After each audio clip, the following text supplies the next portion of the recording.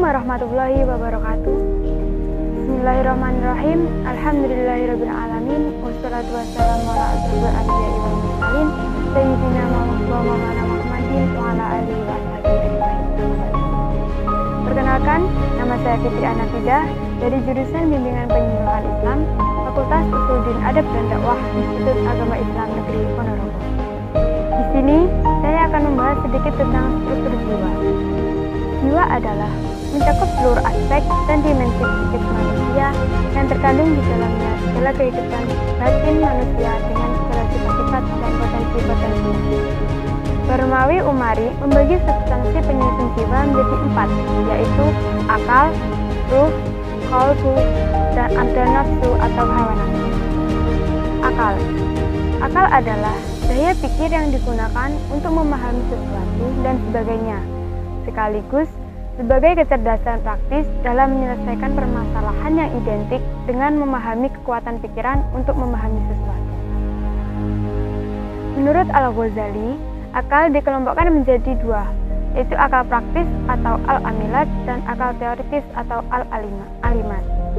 Akal teoritis yaitu seseorang mempunyai potensi terus berpikir dan disambungkan dengan kenyataan dan terus mencari kebenaran ke atas. Sedangkan akal praktis adalah akal yang mengatur fisik, yaitu mengatur apa yang harus dilakukan dan apa yang tidak boleh dilakukan. Akal teoritis dapat diberikan menjadi akal mustafat, akal bil fi'li, ada akal malakat, dan ada akal potensial. Akal potensial itu ketika kita mempunyai potensi untuk berpikir dan ketika mulai berpikir dengan aksioma dasar, ia disebut al-aqlu bil malakat.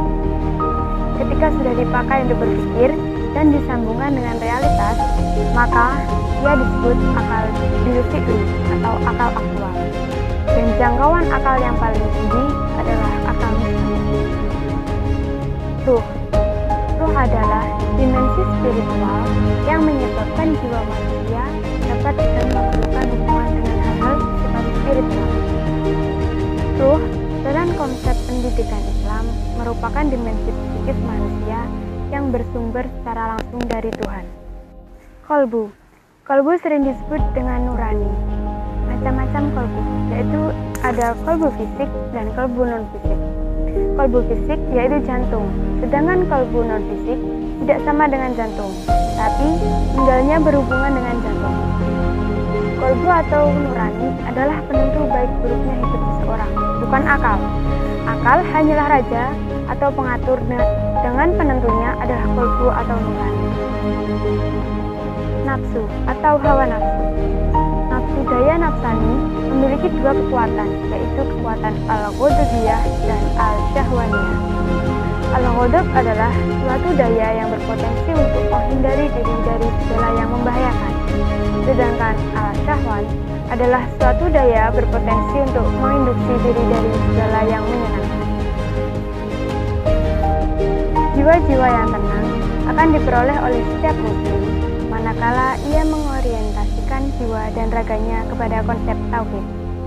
Ia akan menyadari bahwa Allah Zat sebagai Rabb pencipta, maka ia tidak akan ada kesombongan di hatinya, tidak akan memiliki sifat egois, merasa dirinya paling hebat, merasa paling super, dan lain sebagainya.